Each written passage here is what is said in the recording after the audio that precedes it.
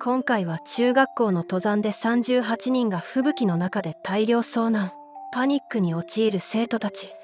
過酷の状況の中での下山。結果的には11人が死亡という悲惨な山岳事故が起きた木曽駒ヶ岳大量遭難事故の紹介です。登山計画。1913年8月26日、長野県中箕輪高等小学校一同は集団宿泊行事で木曽駒ヶ岳登山を計画します。メンバーは男子生徒25名、同窓会員9名、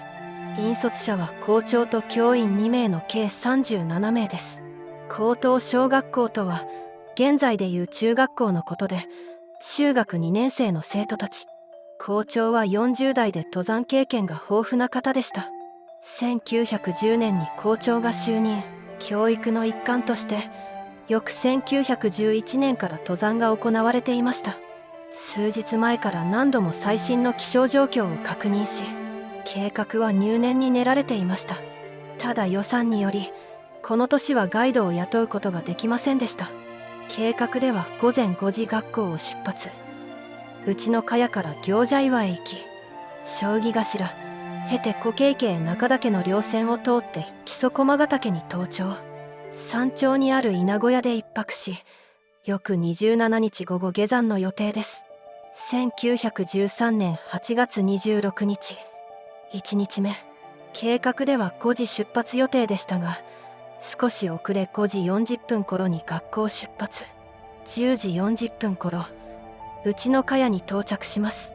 夏の暑さによる熱中症などを避けるため、長めの休憩を取ることにします。すると休憩中に一時雲行きが怪しくなり、雨が降り始めます。この時、校長と教員は生徒の安全も考慮し、帰ろうと中断を持ちかけますが、生徒たちはこの登山を楽しみにしていたこともあり、中断に反対。また雨も次第に収まったことから、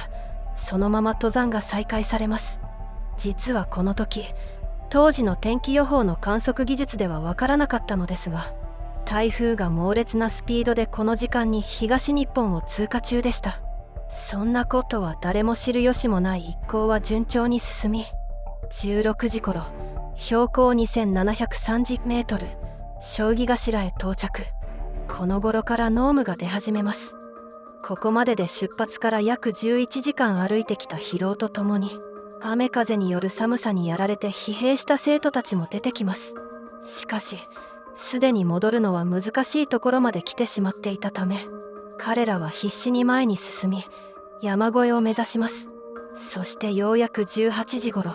宿泊予定として目指していた山小屋のある場所へ到着。この頃、昼間の天候からは想像もできないような雨風が襲います。しかしここで追い打ちをかけるように、思いもよらないものを目にすることになるのです。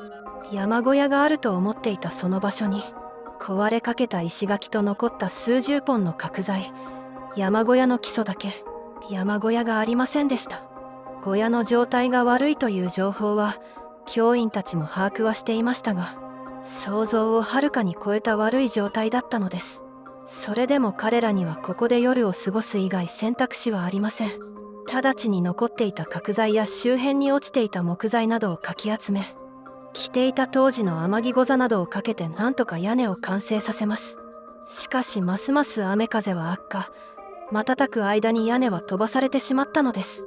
屋根もなく雨具もないので全身に強い雨風が容赦なく吹きつけます。教員たちは何とか生徒たちを温めようと枝を使って火を起こそうと試みるも、それらも雨風に打たれ、とてもじゃないが火はつきません。手持ちのもので何か燃えるものをと試みるも、すぐに雨に濡れ、結局火をつけることはできませんでした。出発から一日中歩き、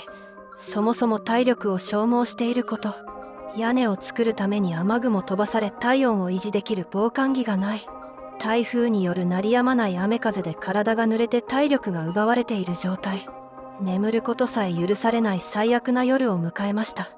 8月27日、2日目。寒く長い夜が明け、朝を迎えます。このままでは助からない。なんとかしなければ。校長と教員は話し合い、一人は小屋に残り、二人で近くに小屋がないか探しに出ることを決意。二人はすぐに出発。近くに小屋を探しに外に行きます。強風や雨のみであれば何とか進むこともできましたが、それとともに小石や砂利が吹き飛び、とても目を開けていられる状況ではありません。そんな状況の中、立っていられず地面に這いつくばり進もうと試みます。しかしそれでもうまく進めず、二人はみんなのいる場所に引き返します。小屋に戻ると一人の生徒が意識を失ってしまいます。教員たちは必死になって声をかけますが1時間後、低体温症でその生徒は息を引き取ったのです。無事に帰れると信じていた生徒たちでしたが、一人が亡くなったことで一気に不安になりパニックになる生徒もいました。次は自分かもしれない。死にたくない。ここにいては死んでしまう。校長と教員が何とかみんな落ち着かせようと声をかけるも、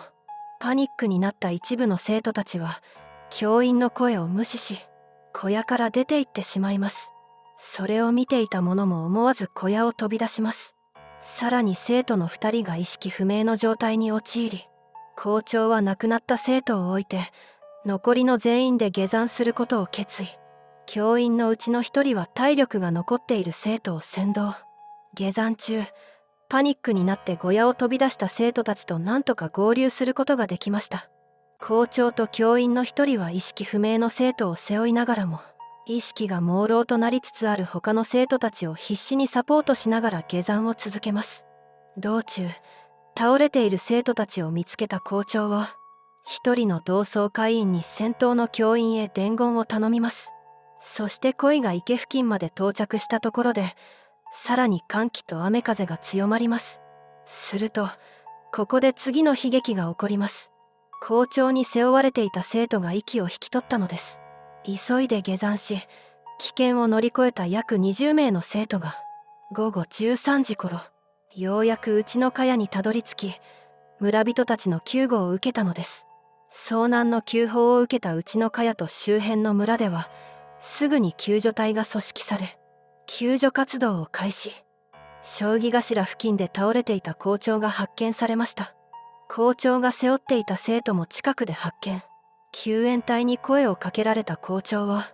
この事故の責任は俺一人だ。と言って息を引き取りました。その後、救援隊は一度下山します。この時点では4名の死亡と、無事に下山した20名、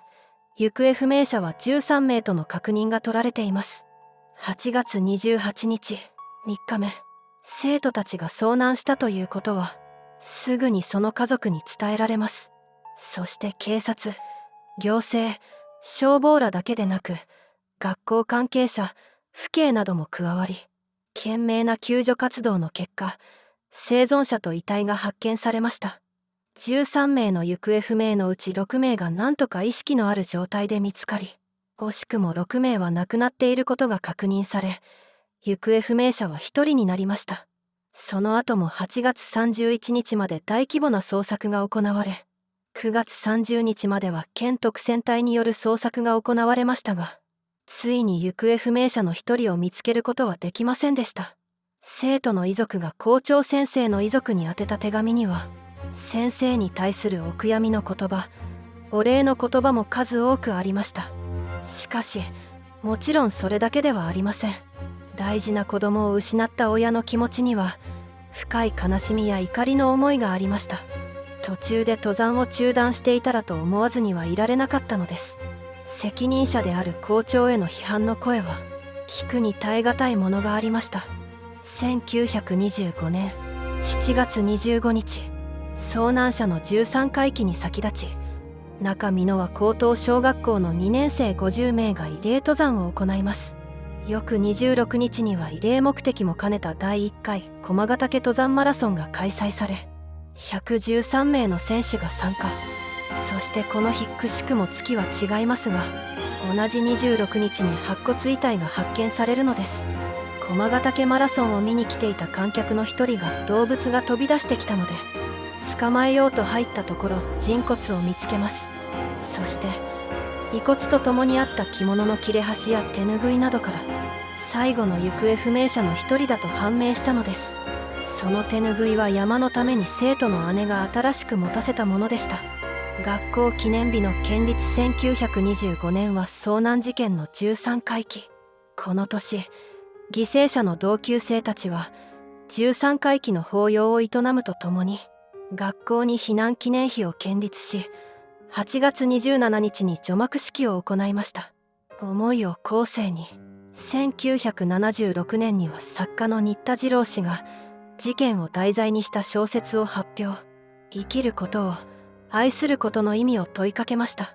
1978年には映画化もされ、多くの人々がこの悲惨な遭難事件を知るきっかけになったと言えます。また遺族や関係者らは慰霊登山や慰霊祭を今日まで代々続けているのです。このような記憶は思い出すほど大変辛く、いつになっても悲しみは変わりません。ですが悲惨な事件を二度と繰り返さないためにも、私たちはこの事件を受け止め後世に伝えていくことが残された私たちの使命なのです。以上、今回は木曽駒ヶ岳大量遭難事故を紹介しました。ご視聴いただきありがとうございました。今後もこのチャンネルでは山岳事故を紹介していきますので、チャンネル登録お願いします。